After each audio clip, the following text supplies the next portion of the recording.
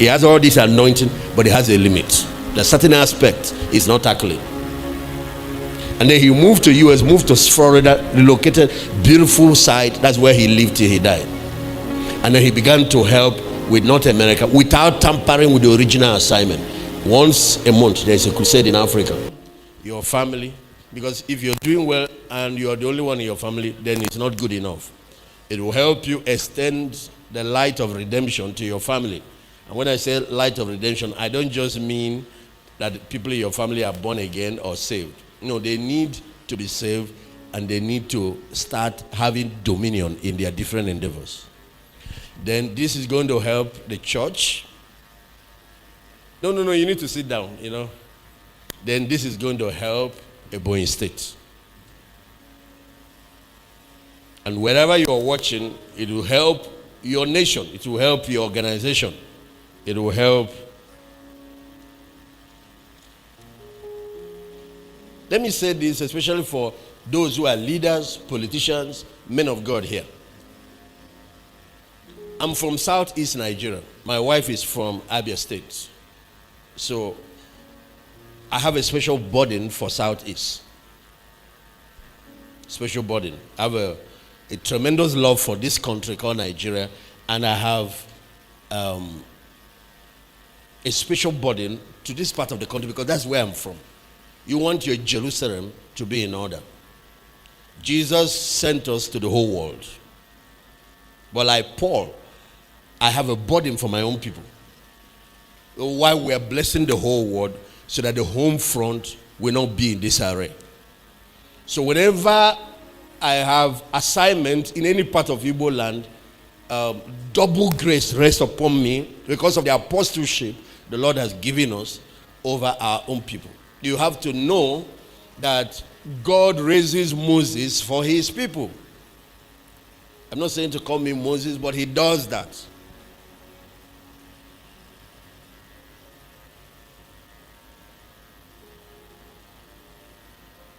Ministry and callings is territorial. Even though the Great Commission is to the whole world, you have to know what part of that whole world is your own assignment. Rehab Bonke said he met with his friend Benny Hinn and they sat down to pray. There were three friends. Rehab Bonke, Benny Hinn, and Ray Macaulay. They were covenant brothers.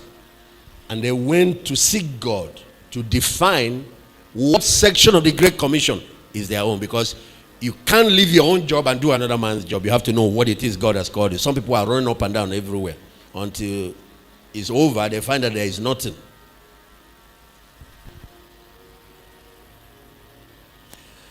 And out of that period of discerning the will of God and prayer,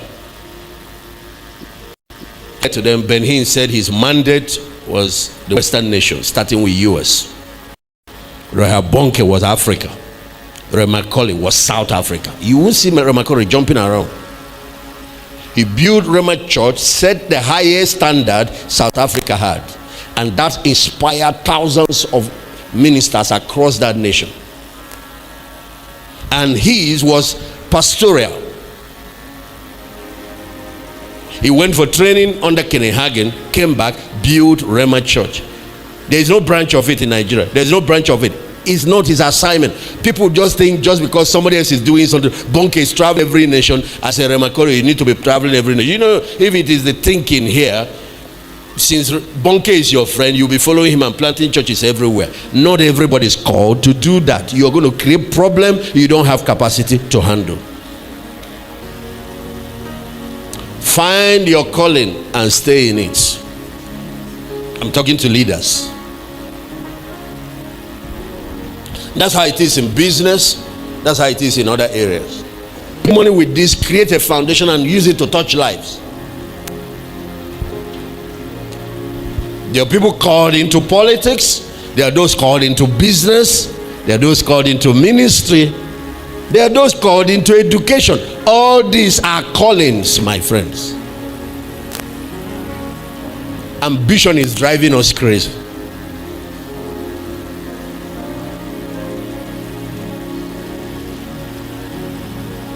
So, Benny Hinn, US, Rehab Bonke, Africa. Towards the end of their lives, Benin is still there, younger. But when Rehoboam was now approaching his late 60s, he now said that throughout the work he did in Africa, most of the fund and the partners that provided the money were from one nation, US. Most of the aircraft, they didn't buy aircraft, but the people that would provide aircraft, each time there's a crusade, to carry all the equipment and give it to them free, like Kenneth Copeland and others, they're all from US. Most of the people financing, you have people financing crusades, 12 crusades every year from US. And now US is going down spiritually. He said, he talked with the Lord about it, and the Lord said, just before you die, you go to heaven, you can go and help Benin in doing something, because even his ministry has a limit. He has all this anointing, but he has a limit. There's certain aspects he's not tackling. And then he moved to US, moved to Florida, relocated, beautiful site. That's where he lived till he died. And then he began to help with North America without tampering with the original assignment. Once a month, there's a crusade in Africa. Once in a month. You can see that his last crusade was in Nigeria. Africa shall be saved. That's Benny Hinn came here a few times, on crusades too. But he comes to Africa too. But that's not his primary. What God will judge you is based on what he called you to do. Any extra you do will be appreciated by heaven after you have done what you are asked to do. So in the resurrection, Rehoboam will rise an African. Paelton will rise a Nigerian. His assignment was Nigeria, not Africa. You won't hear Paelton going to Ghana, going to South Africa, going anywhere. He labored for Nigeria, died for Nigeria, was buried in Nigeria. He's going to rise a Nigerian. Bonke will rise an African. Bonke's inheritance will have to do with the continent. They say be in charge over 5 cities. This man be in charge over 10 cities. Who is going to rise with an Ebonyi state as his inheritance? It's not the politicians. Except a politician that did politics as ministry. It's not the wealthy people.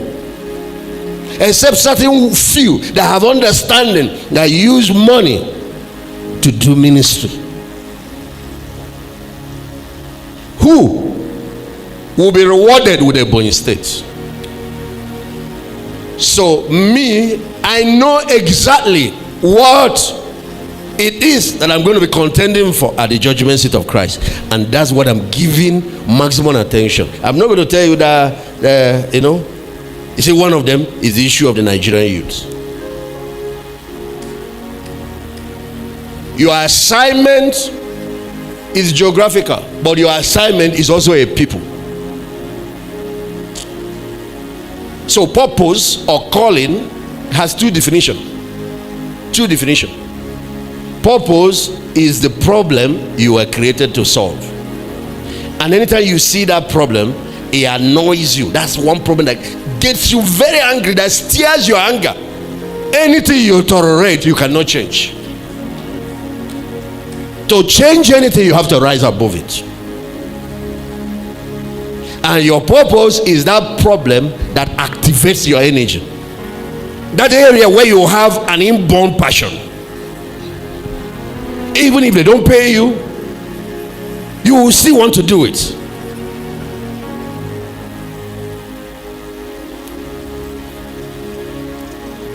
So that's why I'm burning my life for the young people. There is another thing I won't tell you, but you heard what I said about our people.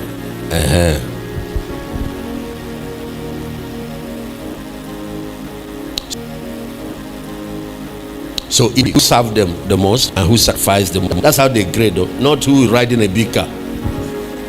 It's who served. It's servant leadership that God rewards. Who wants to be the greatest among you is the one that will become your servant. And then who sacrificed the most. So when Jesus returned, do you know who will rule Israel? It's not David. He told his apostles, you will sit on 12 thrones ruling over the house of Israel. So each tribe of Israel, one apostle, and Judas lost his own because of greed, money. And once they start ruling, no election again. And then they will look at the national level, and it's going to be hard. They'll probably have the elders council 12, and I'm sure Abraham and all the patriarchs will be there. But then they look at the national level. It's then they will know whether David qualifies to be there, whether the level of sacrifices he made for Israel beat every other person. I don't know, because Jesus is not going to be king of Israel. Jerusalem is going to be his international headquarters. The seat of the global government will not be in Washington or in US. It's going to be in Jerusalem. He sits there to rule the whole world. What he gave his life for was not just for the Jews. He died for the whole world. That people are getting saved all over the world. People are being healed all over the world. It's because of the sacrifice of Christ, and that's what he's being rewarded for. What will you be rewarded for? So there has to be a regent that rules Jerusalem, that rules Israel from Jerusalem. It's possible. I've been doing comparison among the ones that made tremendous sacrifices. David made. Then I don't know if David's sacrifice beats the sacrifice of Paul, but Paul is not about Jerusalem. Paul is about the Gentiles. But Paul's ministry did not touch Africa. He touched Asia Minor and later to Rome.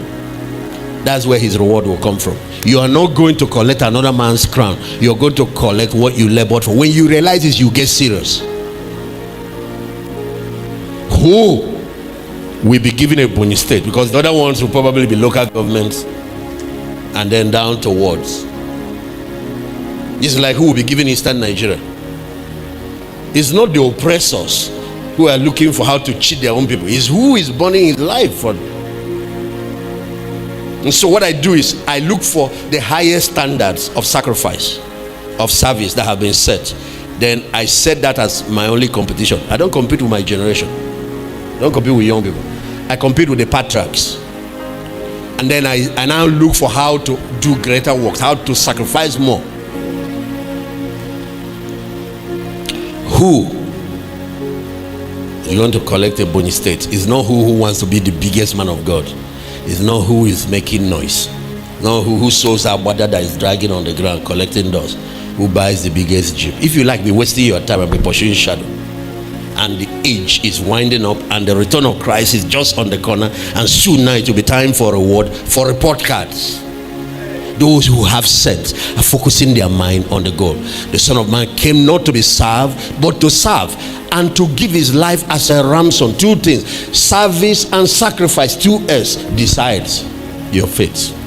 Service. You see how he burned his life for the people. Tomorrow I'm going to be addressing your young people and your political class the same thing. Watch me every time I come.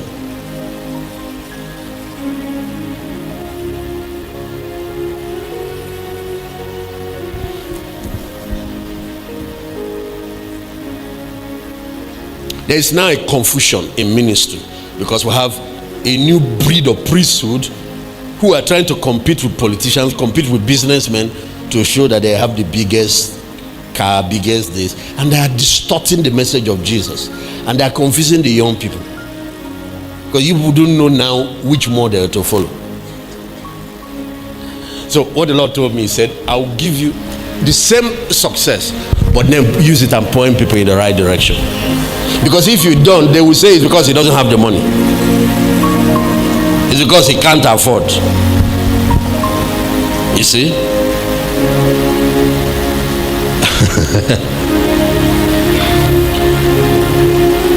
He said, I will even give you more.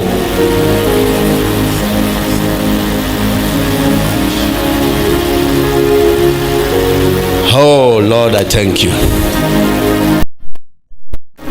Ministry is service. Leadership is service.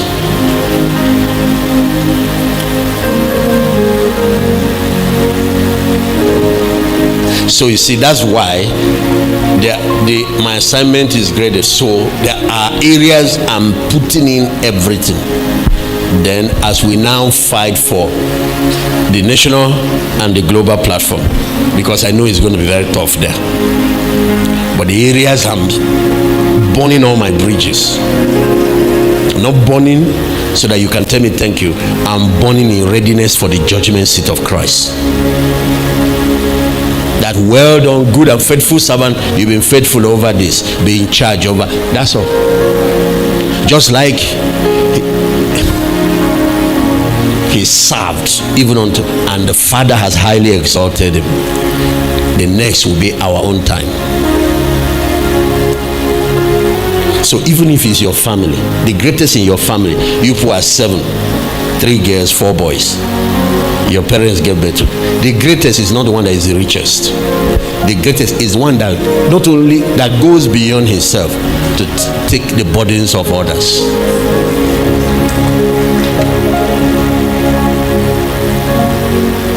The greatest is not the one that built the biggest mansion. There is something greater than success. It is the success of people that became successful through you. I want to say it again. There is something greater than success. Personal success is not where success is. It is the beginning of success. Corporate success is real success. There is something greater than success. It's legacy. It is the people that your life saved, the people your life empowered, the people whose destinies were changed because of you, because of one man's sacrifice. 2.something billion people are affected, and the whole world is affected. That one man's life has redefined the world. You know, today we measure history by BC and AD. BC is before Christ, AD is after the death of Christ.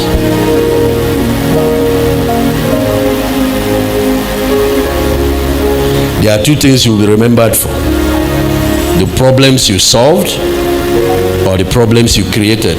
You know, troublemakers, they are remembered, but not good remembered. And we still remember the devil. Troublemakers too are remembered, but in a bad light.